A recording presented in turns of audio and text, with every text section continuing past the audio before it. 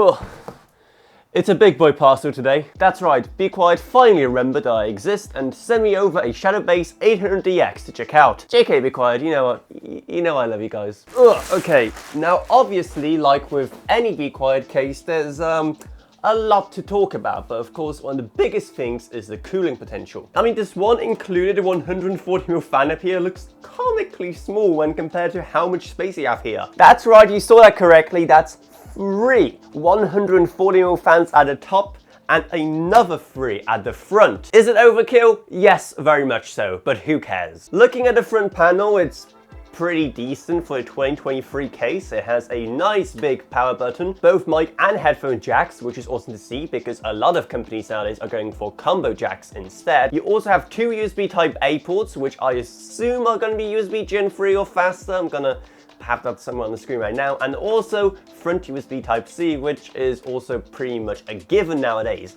There is one thing missing though, and I'm very annoyed about it. What is this obsession with modern cases and not including a hardware reset button? Instead having what I assume are some kind of LED controls here? Why? Just give us a reset button, it's not, and as you can tell, it absolutely dwarfs my Fractal Pop Ed over there. But anyway, enough babbling, let's actually try and build a PC inside and see exactly how easy it is. Inside, it already looks pretty spacious, and right here we do have our little box of goodies, if I could detach it, that is. And at the back, everything is pretty nicely cable managed, though beware, you have quite a few things to hook up. Now, as you can probably tell by its size, this does support up to E-ATX motherboards. However, I will just be putting in an ATX one, mainly because I don't have an E-ATX one. One really nice thing though is that it does have a standoff that allows you to kind of just rest there while you're installing all the other screws, which is awesome.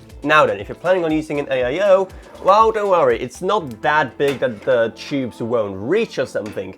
Issue is that to make the most of it, you would need a 420mm AIO, which I don't think anyone makes, or at least I'm not aware of it. Unless you can find an AIO that big, this thing is probably more intended for over-the-top air cooling or also potentially custom water cooling. Now then, PSU installation is definitely not an issue with so much space. However, looking at it made me realize one thing.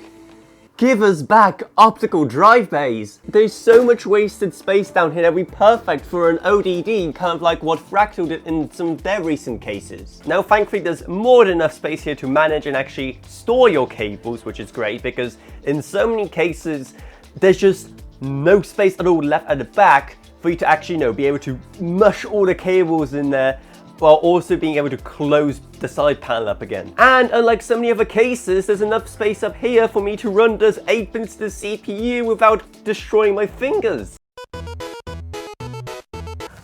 Ah! And with everything plugged in, you should in theory be able to use this cable hider to, well, hide the cables a bit, but as you can see, not really working. Even in its most leftmost position, if you're using a smaller ATX motherboard, there's still definitely quite a bit of space left there. And finally, storage-wise, well, let's be honest, you're probably using M.2 SSDs anyway, but you have some space for SSDs and hard drives over here, and then just SSDs over here, as far as I can tell. So it's fine, but definitely not a lot, especially seeing how, once again, there's quite a bit of space over here. So as you can tell from such a giant case, it's pretty easy to build with, and there's quite a lot of space for activities here. I mean, you can do vertical GPU mounting, and there's so many other really nice touches to this case, which I'll go over in my main review, so definitely subscribe so you don't miss that. And whilst you're here, make sure to check out our Patreon, because a single $1 a month truly goes a long way, while you get awesome perks as well. Plus huge thanks to Gavin Burns, Just Rage, Ronyak, Bardosh Velkin, another pseudonym, Meg Sumner, Shane Allcroft, Lanceby, and Level Up. But anyway, that's what it's. I hope you enjoyed this video. If you did, then remember to subscribe, like, whatever, and I'll see you all in whatever I make next. Goodbye everyone. Goodbye.